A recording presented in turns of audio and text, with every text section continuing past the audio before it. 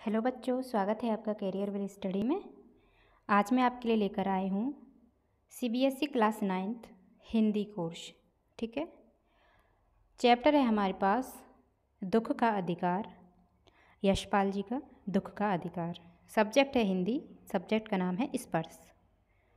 तो देखो, इसमें सबसे पहले हमारे पास है निम्नलिखित प्रश्नों के उत्तर 1-2 पंक्तियों में दीजिए। तो प्रश्न नंबर 1 है हमारे पास, किसी व्यक्ति की पोशाक को देखकर हमें क्या पता चलता है? उत्तर में लिखेंगे, किसी व्यक्ति की पोशाक को देखकर हमें समाज में उसका दर्जा और अधिकार का पता चलता है तथा उस व्यक्ति की आर्थिक स्थिति का पता चलता है। ठीक है, ये बहुत ही छोटे छोटे शब्दों में लिखा है मैंने। देखो, मैं इसे बड़ा कर देती हूँ, अगर आपको दिखाई नहीं देता है तो आप इस तरह से देख सकते हो। देखो, किसी व्यक्ति, फिर से उत्तर को सुन लो एक बार, किसी व्यक्ति की पोशाक को देखकर हमें समाज में उसका दर्जा और अधिकार का पता चलता है तथा वह व्यक्ति की आर्थिक स्थिति का पता चलता है। ठीक है, उसके बाद देखो, इसके बाद हमारे पास दूसरा प्रश्न है, ये रहा। दूसरा प्रश्न है हमारे पास, खरबूजे बेचने वाली स्त्री से कोई खरबूजे क्यों नहीं खरीद रहा था? तो इसका उत्तर हम लिखेंगे, खरबूजे बेचने वाली स्त्री के बेटे को मरे हुए 1 दिन ही हुआ था और वह बिना 13वीं किए फल बेचने आ गई थी। लोग सूतक मानकर उससे खरबूजे नहीं खरीद रहे थे। ठीक है, मैं बड़ा कर देती हूँ, फिर से देख लीजिए। देखो, ये रहा उत्तर, खरबूजे बेचने वाली स्त्री के बेटे को मरे हुए 1 दिन ही हुआ था और वह बिना 13वीं किए फल बेचने आ गई थी, इसलिए लोग सूतक मानकर उससे खरबूजे नहीं खरीद रहे थे। ठीक है, तो दूसरा प्रश्न भी हो चुका है। उसके बाद है हमारे पास, देखो, ये रहा तीसरा प्रश्न। तीसरे प्रश्न में है, उस स्त्री को देखकर लेखक को कैसा लगा? तो तीसरे प्रश्न का उत्तर है, उस स्त्री को देखकर लेखक का मन व्यथित हो उठा। उसके मन में उसके प्रति सहानुभूति की भावना उत्पन्न हुई थी। वह उसके दुख को जानने के लिए बेचैन हो उठा। ठीक है, एक बार फिर से बड़े अक्षरों में देख लीजिए, ये रहा उत्तर। देखो, उस स्त्री को देखकर लेखक का मन व्यथित हो उठा। उसके मन में उसके प्रति सहानुभूति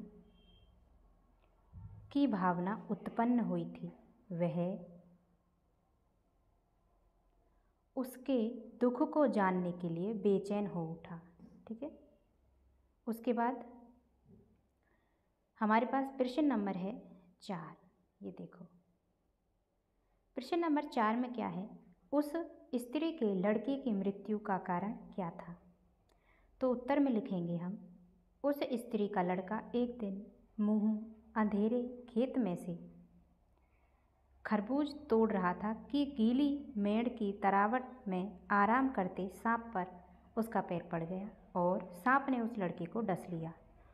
ओझा के झाड़ फूंक आदि का उस पर कोई प्रभाव न पड़ा और उसकी मृत्यु हो गई। ठीक है, बड़े अक्षरों में भी दिखा देती हूँ आपको करके। ये देखो, उत्तर डालेंगे, लिखेंगे, उस स्त्री का लड़का एक दिन मुंह अंधेरे खेत में से खरबूजे तोड़ रहा था कि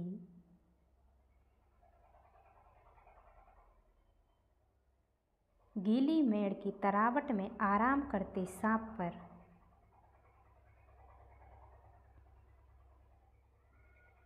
उसका पैर पड़ गया और सांप ने उस लड़के को डस लिया। ओझा के झाड़ फूंक आदि का उस पर कोई प्रभाव न पड़ा और उसकी मृत्यु हो गई। ठीक है, इस इस तरह से हम लिख सकते हैं। उसके बाद है हमारे पास 5वां प्रश्न। ये देखो 5वें प्रश्न में है, बुढ़िया को कोई भी क्यों उधार नहीं देता। तो इसका उत्तर लिखेंगे हम, बुढ़िया का बेटा मर गया था, इसलिए बुढ़िया को दिए उधार को लौटने की कोई संभावना नहीं थी। इस वजह से बुढ़िया को कोई उधार नहीं देता था। ठीक है, फिर से मैं बड़ा कर देती हूँ। ये देखो, बुढ़िया का बेटा मर गया था, इसलिए बुढ़िया को दिए उधार को लौटने की कोई संभावना नहीं थी। इस वजह से बुढ़िया को कोई उधार नहीं देता था। ठीक है, इसके बाद देखो आगे है हमारे पास प्रश्न अभ्यास लिखित। ठीक है, वो क्या थे, वो मौखिक थे, ये लिखित हैं। निम्नलिखित प्रश्न के उत्तर 25 या 30 शब्दों में लिखिए। ठीक है, तो देखो 6वां प्रश्न है हमारे पास, मनुष्य के जीवन में पोशाक का क्या महत्व है। तो उत्तर में लिखेंगे हम, मनुष्य के जीवन में पोशाक का बहुत महत्व है। पोशाकें ही व्यक्ति का समाज में अधिकार व दर्जा निश्चित करती हैं। पोशाकें व्यक्ति को ऊंच नीच की श्रेणी में बांट देती हैं। कई बार अच्छी पोशाकें व्यक्ति के भाग्य के बंद दरवाजे खोल देती हैं, सम्मान दिलाती हैं। ठीक है, ये देखो बड़े अक्षरों में भी देख लीजिए आप। फिर से लिख लेंगे, मनुष्य के जीवन में पोशाक का बहुत महत्व है। पोशाकें ही व्यक्ति का समाज में अधिकार व दर्जा निश्चित करती हैं। पोशाकें व्यक्ति को ऊंच नीच की श्रेणी में बांट देती हैं। कई बार अच्छी पोशाकें व्यक्ति के भाग्य के बंद दरवाजे खोल देती हैं, सम्मान दिलाती हैं। ठीक है,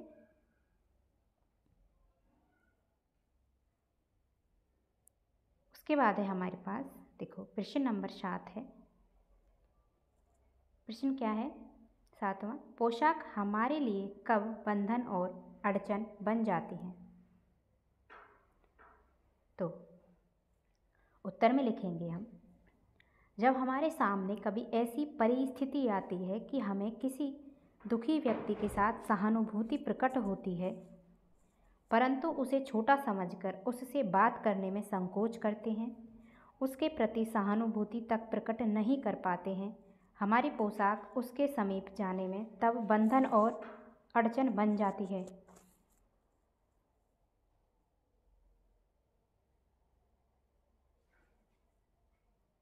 इसे बड़े अक्षरों में लिख लेंगे हम। देखो एक बार नज़र मार लेंगे, जब हमारे सामने कभी ऐसी परिस्थिति आती है कि हमें किसी दुखी व्यक्ति के साथ सहानुभूति प्रकट करनी होती है, परंतु छोटा समझकर उससे बात करने में संकोच करते हैं,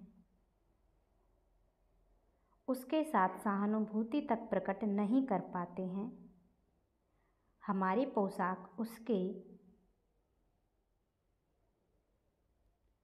समीप जाने में तब बंधन और अड़चन बन जाती है।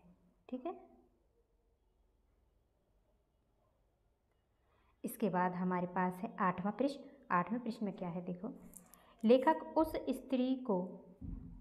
उस स्त्री के रोने का कारण क्यों नहीं जान पाया। तो उत्तर में लिखेंगे, वह स्त्री घुटनों में सिर गड़ाए फपक फपक कर रो रही थी। इसके बेटे की मृत्यु के कारण लोग इससे खरबूजे नहीं ले रहे थे, उसे बुरा भला कह रहे थे। उस स्त्री को देखकर लेखक का मन व्यथित हो उठा। उसके मन में उसके प्रति सहानुभूति की भावना उत्पन्न हुई थी, परंतु लेखक उस स्त्री के रोने का कारण इसलिए नहीं जान पाया क्योंकि उसकी पोशाक रुकावट बन गई थी। ठीक है,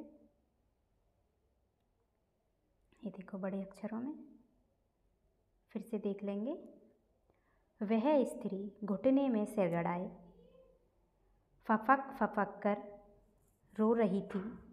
इसके बेटे की मृत्यु के कारण लोग इससे खरबूजे नहीं ले रहे थे, उसे बुरा भला कह रहे थे। उस स्त्री को देखकर लेखक का मन व्यथित हो उठा। उनके मन में उसके प्रति सहानुभूति की भावना उत्पन्न हुई थी, परंतु लेखक उस स्त्री के रोने का कारण इसलिए नहीं जान पाया क्योंकि उसकी पोशाक रुकावट बन गई थी।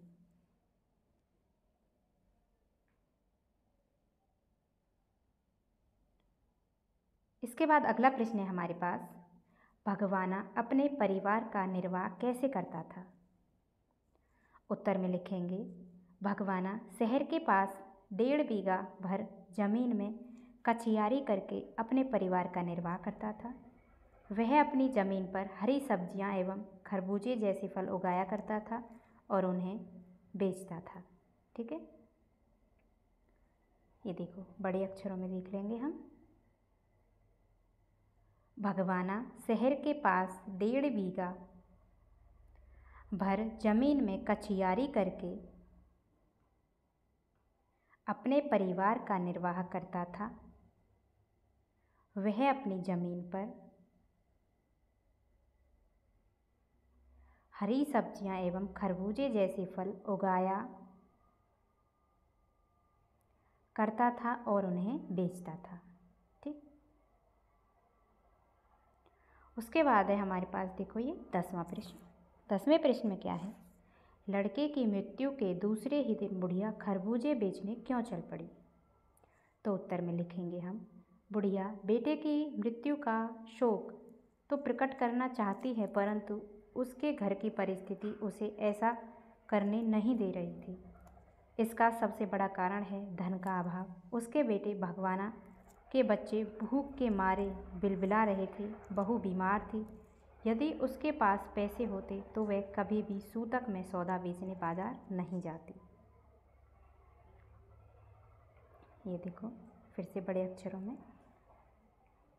उत्तर डालेंगे, लिखेंगे, बुढ़िया बेटे की मृत्यु का शोक तो प्रकट करना चाहती है, परंतु उसके घर की परिस्थिति उसे ऐसा करने नहीं दे रही थी। इसका सबसे बड़ा कारण है धन का अभाव। उसके बेटे भगवाना के बच्चे भूख के मारे बिलबिला रहे थे, बहू बीमार थी। यदि उसके पास पैसे होते तो वह कभी भी सूतक में सौदा बेचने बाजार नहीं जाती। ठीक है, अगला प्रश्न है हमारे पास 11वां। ये देखो 11वें प्रश्न में है, बुढ़िया के दुख को देखकर लेखक को अपने पड़ोस की संभ्रांत महिला की याद क्यों आई? उत्तर में लिखेंगे, लेखक के पड़ोस में एक संभ्रांत महिला रहती थी। उसके पुत्र की भी मृत्यु हो गई थी और बुढ़िया के पुत्र की भी मृत्यु हो गई थी, परंतु दोनों के शोक मनाने का ढंग अलग अलग था। धन के अभाव में बेटे की मृत्यु के अगले दिन ही वृद्धा को बाजार में खरबूजे बेचने आना पड़ा। वह घर बैठकर रो नहीं सकती थी, मानो उसे इस दुख को मनाने का अधिकार ही नहीं था। आसपास के लोग उसकी मजबूरी को अनदेखा करते हुए उस वृद्धा को बहुत भला बुरा बोलते हैं, जबकि संभ्रांत महिला को असीमित समय था। 2.5 माह से पलंग पर थी। डॉक्टर सिरहाने बैठा रहता था। लेखक दोनों की तुलना करना चाहता था, इसलिए उसे संभ्रांत महिला की याद आई। ये देखो बड़े अक्षरों में फिर से उत्तर, लेखक के पड़ोस में एक संभ्रांत महिला रहती थी। उसके पुत्र की भी मृत्यु हो गई और बुढ़िया के पुत्र की भी मृत्यु हो गई। ठीक है,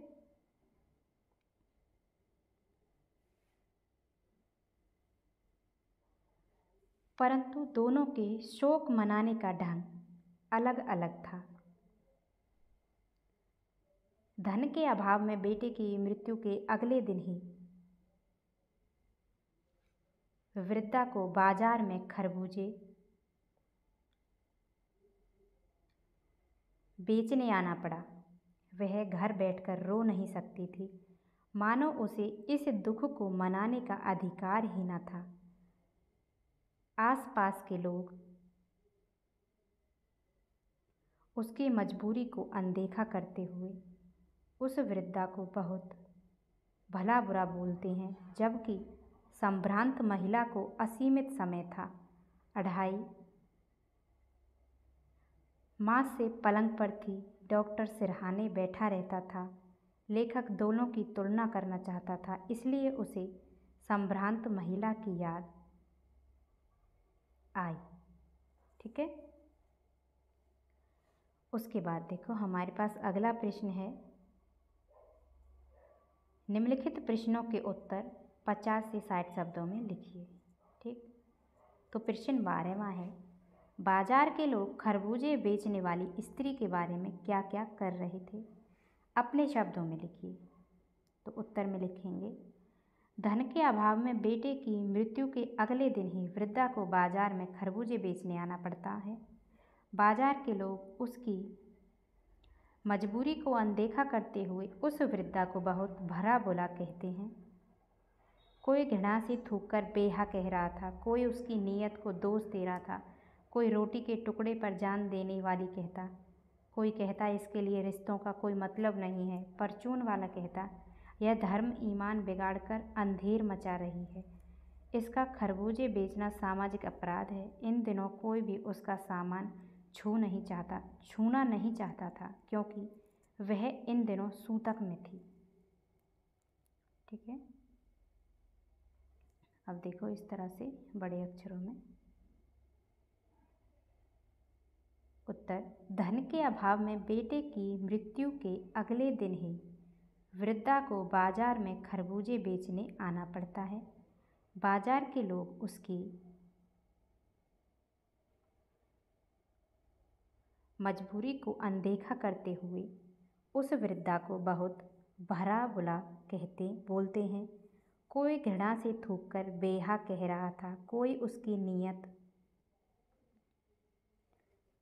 को दोष दे रहा था, कोई रोटी के टुकड़े पर जान देने वाली कहता, कोई कहता इसके लिए रिश्तों का कोई मतलब नहीं है। परचून वाला कहता यह धर्म ईमान बिगाड़कर अंधेर मचा रही है।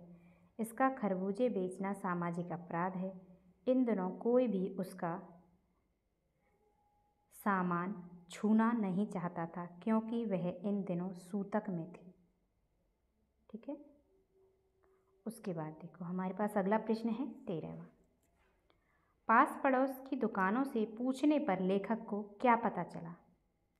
तो उत्तर में लिखेंगे, पास पड़ोस की दुकानों में पूछने पर लेखक को पता चला कि बुढ़िया का 13 साल का जवान लड़का था। घर में उसकी बहू और पोता पोती हैं। लड़का शहर के पास 1.5 बीघा भर जमीन में कछियारी करके निर्वाह करता था। खरबूजों की डलियां बाजार में पहुंचाकर कभी लड़का स्वयं सौदे के पास बैठ जाता, कभी माँ बैठ जाती। परसों मुँह अंधेरे खेत में से बेलों से तरबूजे चुन रहा था कि गीली मेड़ की तरावट में आराम करते सांप पर उसका पैर पड़ गया और सांप ने उस लड़के को डस लिया। ओजा के झाड़ फूंक आदि का उस पर कोई प्रभाव न पड़ा और उसकी मृत्यु हो गई। ठीक है, बड़े अक्षरों में देख लेते हैं। अब ये देखो उत्तर, पास पड़ोस की दुकानों में पूछने पर लेखक को पता चला कि बुढ़िया का 13 साल का जवान लड़का था। घर में उसकी बहू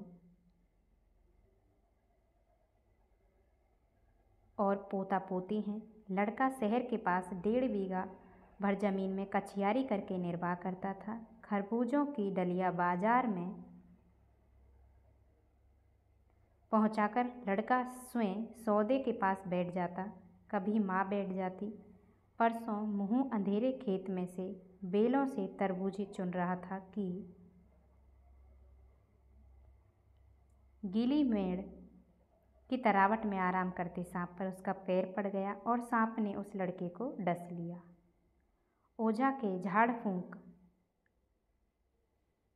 आदि का कोई प्रभाव ना पड़ा और उसकी मृत्यु हो गई। ठीक है, उसके बाद देखो अगला प्रश्न है हमारे पास 14वां। लड़के को बचाने के लिए बुढ़िया माँ ने क्या क्या उपाय किए? उत्तर में लिखेंगे, लड़के को बचाने के लिए बुढ़िया जो कुछ कर सकती थी उसने वह सब उपाय किए। वह पागल सी हो गई, झाड़ फूंक करवाने के लिए ओझा को बुला लाई, सांप का विष निकल जाए इसके लिए नाग देवता की भी पूजा की। घर में जितना आटा अनाज था वह दान दक्षिणा में ओझा को दे दिया, परंतु दुर्भाग्य से लड़के को नहीं बचा पाई। बड़े अक्षरों में देख लेते हैं हम। ये देखो उत्तर, लड़के को बचाने के लिए बुढ़िया जो कुछ कर सकती थी उसने वह सभी उपाय किए। वह पागल सी हो गई, झाड़ फूंक करवाने के लिए ओझा को बुला लाई, सांप का विष निकल जाए इसके लिए नाग देवता की भी पूजा की। घर में जितना आटा अनाज था वह दान में ओझा को दे दिया, परंतु दुर्भाग्य से लड़के को नहीं बचा पाई। उसके बाद हमारे पास है 15वां प्रश्न। लेखक ने बुढ़िया के दुख का अंदाजा कैसे लगाया?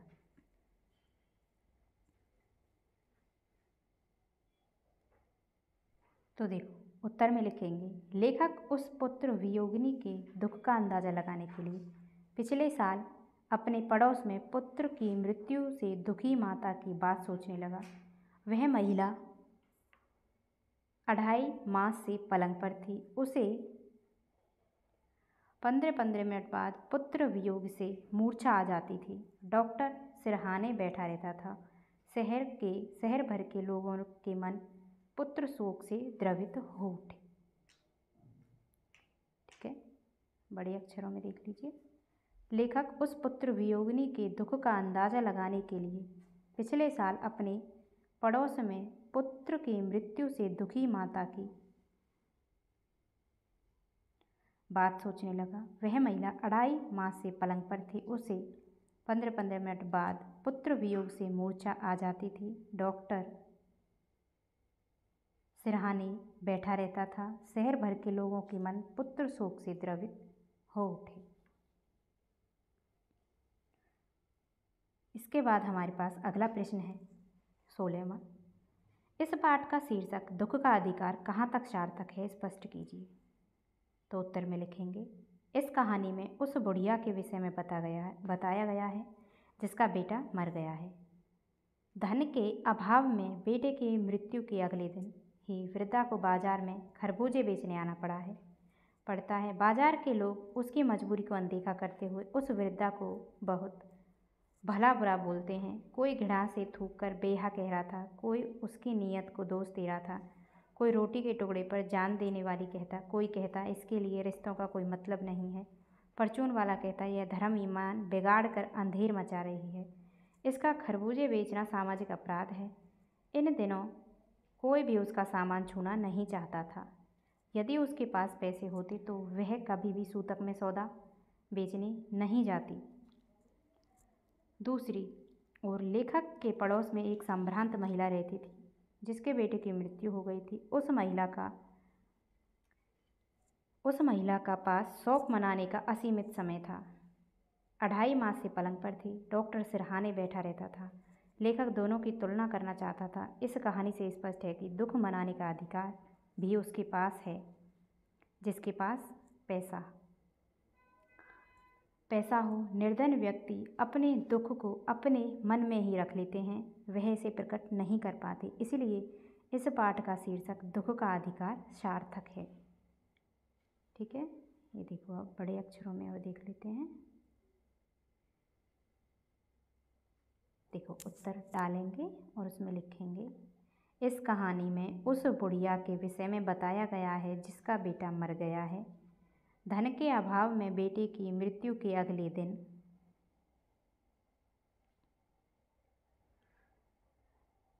अगले दिन ही वृद्धा को बाजार में खरबूजे बेचने आना पड़ता है। बाजार के लोग उसकी मजबूरी को अनदेखा करते हुए उस वृद्धा को बहुत भला बुरा बोलते हैं। कोई घृणा से थूककर बेहा कह रहा था, कोई उसकी नीयत को दोष दे रहा था, कोई रोटी के टुकड़े पर जान देने वाली कहता, कोई कहता इसके लिए रिश्तों का कोई मतलब नहीं है। परचून वाला कहता, यह धर्म ईमान बिगाड़कर अंधेर मचा रही है। इसका खरबूजे बेचना सामाजिक अपराध है। इन दिनों कोई भी उसका सामान छूना नहीं चाहता था। यदि उसके पास पैसे होते तो वह कभी भी सूतक में सौदा बेचने बाजार नहीं जाती। दूसरी ओर लेखक के पड़ोस में एक संभ्रांत महिला रहती थी जिसके बेटे की मृत्यु हो गई थी। उस महिला के पास शोक मनाने का असीमित समय था। 2.5 मास से पलंग पर थी। डॉक्टर सिरहाने बैठा रहता था। लेखक दोनों की तुलना करना चाहता था। इस कहानी से स्पष्ट है कि दुख मनाने का अधिकार भी उनके पास है जिनके पास पैसा हो। निर्धन व्यक्ति अपने दुख को अपने मन में ही रख लेते हैं, वह इसे प्रकट नहीं कर पाते। इसलिए इस पाठ का शीर्षक दुख का अधिकार सार्थक है। ठीक है। उसके बाद हमारे पास अगला प्रश्न है। देखो, निम्नलिखित के आशय स्पष्ट कीजिए। तो देखो 17वां प्रश्न है हमारे पास, जैसे वायु की लहरें कटी हुई पलंग को सहसा भूमि पर नहीं गिरने देती, उसी तरह खास परिस्थितियों में हमारी पोशाक हमें झुक सकने से रोके रहती है। तो उत्तर में लिखेंगे, प्रस्तुत कहानी समाज में फैले अंधविश्वासों और अमीर गरीबी के भेदभाव को उजागर करती है। यह कहानी अमीरों के अमानवीय व्यवहार और गरीबों की विवशता को दर्शाती है। मनुष्य की पोशाकें उन्हें विभिन्न श्रेणियों में बांट देती हैं। प्राय पोशाक ही समाज में मनुष्य का अधिकार और उसका दर्जा निश्चित करती है। वह हमारे लिए अनेक बंद दरवाजे खोल देती है, परंतु कभी ऐसी भी परिस्थिति आ जाती है कि हम ज़रा नीचे झुककर समाज की निचली श्रेणियों की अनुभूति को समझना चाहते हैं। उस समय यह पोशाक ही बंधन और अड़चन बन जाती है। जैसे वायु की लहरें कटी हुई पतंग को सहसा भूमि पर नहीं गिरने देती हैं, उसी तरह खास परिस्थितियों में हमारी पोशाक हमें झुक सकने से रोके रहती है। ठीक है। तो देखो बड़े अक्षरों में, प्रस्तुत कहानी समाज में फैले अंधविश्वासों और अमीर गरीबी के भेदभाव को उजागर करती है। यह कहानी अमीरों के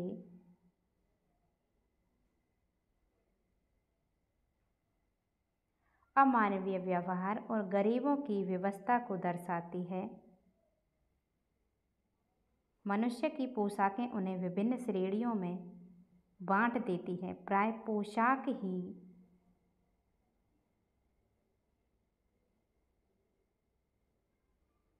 समाज में मनुष्य का अधिकार और उसका दर्जा निश्चित करती है।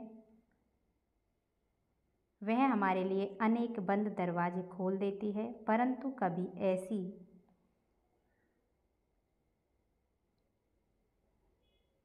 भी परिस्थिति आ जाती है कि हम जरा नीचे झुककर समाज की निचली श्रेणियों की अनुभूति को समझना चाहते हैं। उस समय यह पोशाक ही बंधन और अड़चन बन जाती है। जैसे वायु की लहरें कटी हुई पतंग को सहसा भूमि पर नहीं गिर जाने देती, उसी तरह खास परिस्थितियों में हमारी पोशाक हमें झुक सकने से रोके रहती है। ठीक है। उसके बाद देखो हमारे पास प्रश्न है 18वां। 18वें प्रश्न में हमारे पास है, देखो, इनके लिए बेटा बेटी खसम लुगाई धर्म ईमान सब रोटी का टुकड़ा है। उत्तर में लिखेंगे, समाज में रहते हुए प्रत्येक व्यक्ति को नियमों, कानून व परंपराओं का पालन करना पड़ता है। दैनिक आवश्यकताओं से अधिक महत्व जीवन मूल्यों को दिया जाता है। यह वाक्य गरीबों पर एक बड़ा व्यंग्य है। गरीबों की अपनी भूख के लिए पैसा कमाने रोज ही जाना पड़ता है, चाहे घर में मृत्यु ही क्यों ना हुई हो। परंतु कहने वाले उनसे सहानुभूति न रखकर यह कहते हैं कि रोटी ही इनका ईमान है, रिश्ते नाते इनके लिए कुछ भी नहीं है। बड़े अक्षरों में देख लेंगे एक बार हम। उत्तर देखो, समाज में रहते हुए प्रत्येक व्यक्ति को नियमों, कानूनों व परंपराओं का पालन करना पड़ता है। दैनिक आवश्यकताओं से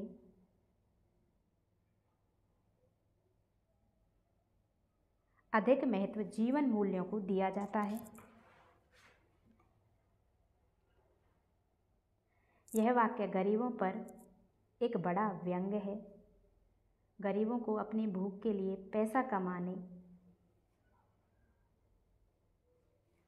रोज ही जाना पड़ता है, चाहे घर में मृत्यु ही क्यों ना हुई हो। परंतु कहने वाले उनसे सहानुभूति न रखकर यह कहते हैं कि रोटी ही इनका ईमान है, रिश्ते नाते इनके लिए कुछ भी नहीं है। ठीक है। उसके बाद देखो हमारे पास अगला प्रश्न है 19वां। शोक करने, गम मनाने के लिए भी सहूलियत चाहिए और दुखी होने का भी एक अधिकार होता है। उत्तर में लिखेंगे, यह व्यंग्य अमीरी पर है, क्योंकि समाज में अमीर लोगों के पास दुख मनाने का समय और सुविधा दोनों होती हैं। इसके लिए वह दुख मनाने का दिखावा भी कर पाता है और उसे अपना अधिकार समझता है। शोक करने, गम मनाने के लिए सहूलियत चाहिए। दुख में मातम सभी मनाना चाहते हैं, चाहे वह अमीर हो या गरीब। परंतु गरीब विवश होता है, वह रोजी रोटी कमाने की उलझन में ही लगा रहता है। उसके पास दुख मनाने का तो समय होता है, दुख मनाने का ना तो समय होता है और ना ही सुविधा होती है। इस प्रकार गरीबों को रोटी की चिंता उसे दुख मनाने के अधिकार से वंचित कर देती है। ठीक है, ये देखो उत्तर, यह व्यंग्य अमीरी पर है, क्योंकि समाज में अमीर लोगों के पास दुख मनाने का समय और सुविधा दोनों होती हैं। इसके लिए वह दुख मनाने का दिखावा भी कर पाता है और उसे अपना अधिकार समझता है। शोक करने, गम मनाने के लिए सहूलियत चाहिए। दुख में मातम सभी मनाना चाहते हैं, चाहे वह अमीर हो या गरीब। परंतु गरीब विवश होता है, उलझन में ही लगा रहता है। उसके पास दुख मनाने का ना तो समय होता है और ना ही सुविधा होती है। इस प्रकार गरीबों को रोटी की चिंता उसे दुख मनाने के अधिकार से भी वंचित कर देती है। ठीक है। उसके बाद देखो भाषा अध्ययन। निम्नांकित शब्द समूह को पढ़ो और समझो। का है कड़घा, पतड़गा, चंडल ठंडा संबंध। खा है कंधा पतंग, चंचल ठंडा संबंध। गा है अक्षुण सम्मिलित, दुअन्नी चवन्नी अन्न। घा है संशय, संसद, संरचना, संवाद, संहार। ठीक है। आगे है अड़ा, अंधेरा, पाट, मुँह, ईंट, महिलाएं, में।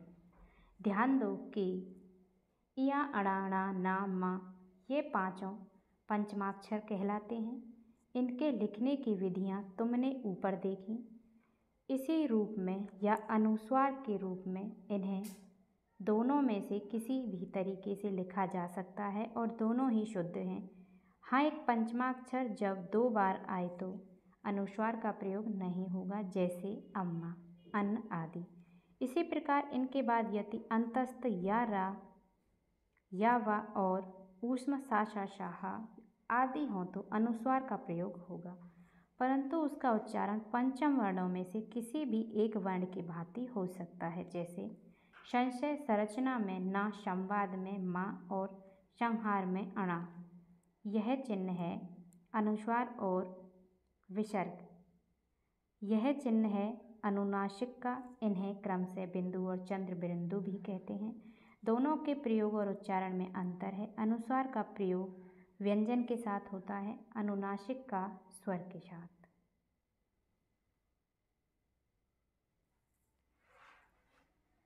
ठीक है, ये मैं एक बार और तुम्हें बड़े अक्षरों में करके दिखा देती हूँ। ये देख लीजिए इस तरह से।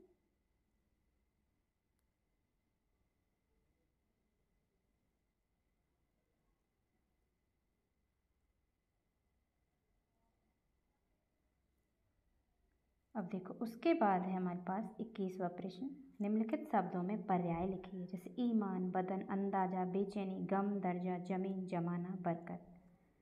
तो इनमें हमें क्या लिखना है? पर्याय। ठीक है, इनके पर्याय लिखने हैं। तो देखो इनके पर्याय हैं, ईमान का पर्याय है सच्चाई, बदन का पर्याय है शरीर और काया, अंदाजा का है अनुमान आकलन, बेचैनी का है व्याकुलता अकुलाहट, गम का है दुख पीड़ा, दर्जा का है श्रेणी पदवी। ठीक है, आगे हैं, ये देखो जमीन का है पृथ्वी धरा, जमाना का है युग काल, बरकत का है लाभ इजाफा। अगला प्रश्न है हमारे पास, देखो 22वां। निम्नलिखित उदाहरण के अनुसार पाठ में आई शब्द युग्मों को छांट कर लिखिए। उदाहरण है बेटा बेटी।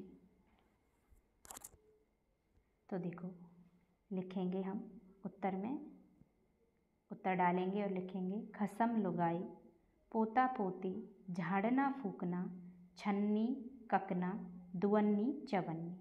ठीक है, इस तरह से। उसके बाद आगे प्रश्न है 23वां।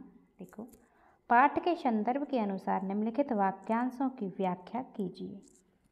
तो देखो बंद दरवाजे खोल देना, निर्वाह करना, भूख से बिलबिलाना, कोई चारा न होना, शोक से द्रवित हो जाना। तो क्या लिखेंगे हम उत्तर में? देखो उत्तर में देखो लिखेंगे बंद दरवाज़ा खोल देना, इसके सामने लिखेंगे हम प्रगति में बाधक तत्व हटने से बंद दरवाजे खुल जाते हैं। आगे है निर्वाह करना, इसके लिए लिखेंगे परिवार का भरण पोषण करना। आगे है भूख से बिलबिलाना, इसमें लिखेंगे बहुत तेज भूख लगना। आगे है कोई चारा न होना, इसके लिए लिखेंगे कोई और उपाय न होना। आगे है शोक से द्रवित हो जाना, इसमें लिखेंगे दूसरों का दुख देखकर भावुक हो जाना। ठीक है, उसके बाद देखो 24वां प्रश्न है हमारे पास। निम्नलिखित शब्द युग्मों में और शब्द समूहों को अपने वाक्यों में प्रयोग कीजिए। का है छन्नी ककना, अढ़ाई मास, पास पड़ोस, दुअन्नी चवन्नी, मुँह अंधेरे, झाड़ना फूकना। खा है फपक फपक कर, विलक विलक कर, तड़प तड़प कर, लिपट लिपट कर। ठीक है, तो देखो उत्तर में लिखेंगे हम, देखो उत्तर डालेंगे का और उसमें लिखेंगे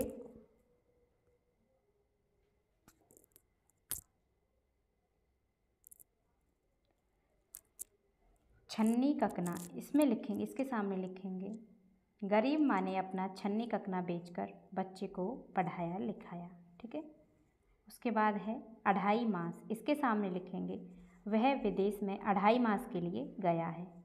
आगे है पास पड़ोस, इसमें लिखेंगे पास पड़ोस के साथ मिलजुल कर रहना चाहिए, वे ही सुख दुख के सच्चे साथी होते हैं। ठीक है, आगे है नंबर 4 दुअन्नी चवन्नी। आजकल दुअन्नी चवन्नी का कोई मोल नहीं है। 5वां है मुहर मुँह अंधेरे। वह मुँह अंधेरे उठकर काम ढूंढने चला जाता है। 6वां है झाड़ फूकना। इसके सामने लिखेंगे आज के ज़माने में भी कई लोग झाड़ने फूकने पर विश्वास करते हैं। ठीक है, खा डालेंगे और उसका नंबर 1 लिखेंगे फपक फपक कर। इसके सामने लिखेंगे भूख के मारे गरीब बच्चे फपक फपक कर रो रहे थे। नंबर 2 है तड़प तड़प कर। इसके सामने लिखेंगे अंधविश्वास और इलाज न करने के कारण सांप के काटे जाने पर गांव के लोग तड़प तड़प कर मर जाते हैं।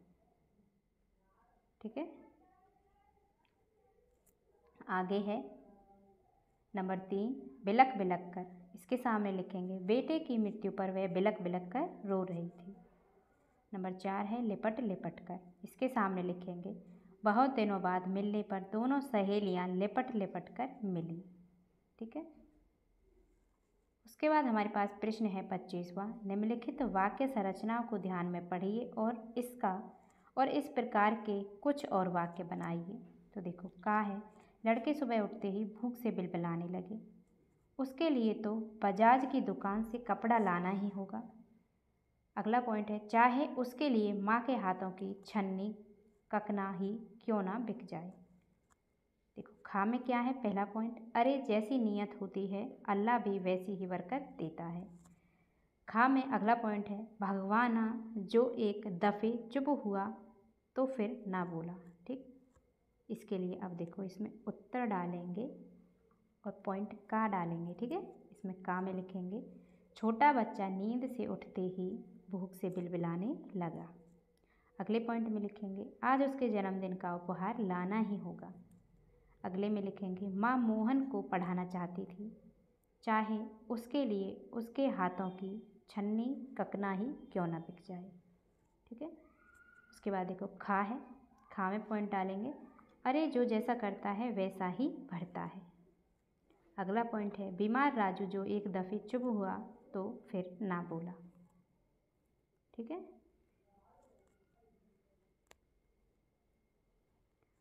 इसी के साथ हमारा चैप्टर 2 समाप्त हो चुका है दुख का अधिकार। उम्मीद करती हूँ वीडियो आपको पसंद आई होगी। अगर वीडियो अच्छी लगी हो तो वीडियो को लाइक करें और हमारे चैनल को सब्सक्राइब करें। मिलते हैं नेक्स्ट वीडियो में न्यू चैप्टर के साथ। धन्यवाद।